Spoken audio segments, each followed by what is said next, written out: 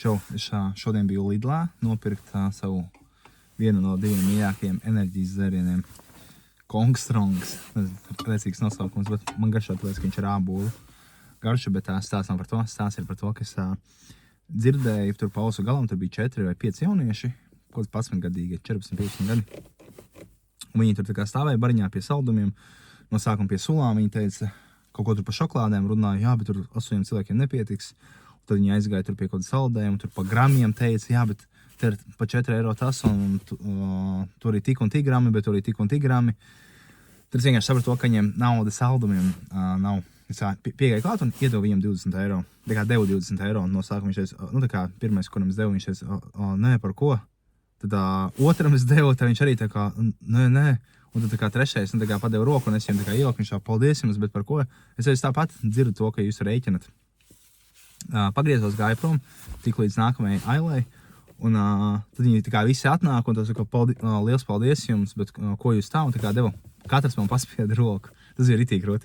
Bet dīvaini sajūta bija tāda, ka viņš teica, jūs, baigi bieži mani uz jūs neuzrunā, bet jā, es laikam saprotu to, ka nu jau esmu vīrietis, nevis puika.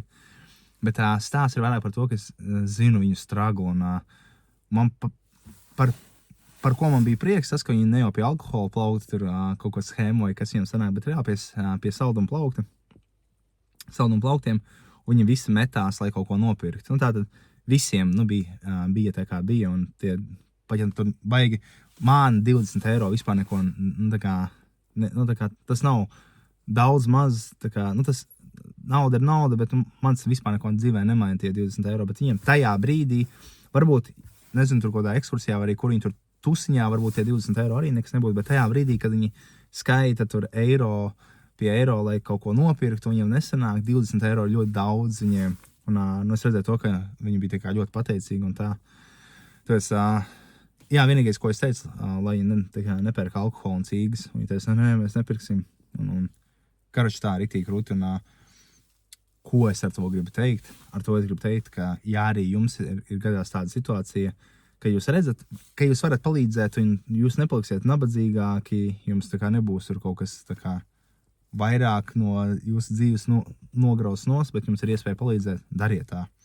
Jo to arī pasauli mēs varam mainīt, palīdzot bērniem, mainot bērnu dzīves un jauniešu dzīves, un tagad tu parādi tādu piemēru, ka tev no viņiem neko nevajag, tu vienkārši gribi tā kā viņiem palīdzēt, atbalstīt. Tas ir forši, katrs labs darbs, ir kā, manuprāt, ir kā sēkla, jo vairāk tu piedzīvo savā dzīvē labus darbus, ka pret tevi labi izturās, tad arī tu pret citiem gribi labi izturēties. Tā vismaz man bija, un es pat nespēju iedomāties, kā būtu tagad nepalīdzēt cilvēkiem, tad, kad tev ir tā iespēja palīdzēt. Tāpēc, jā, es ticu to, ka tā mēs varam mainīt pasauli. Cerams, ka bija noderīgi. Čau!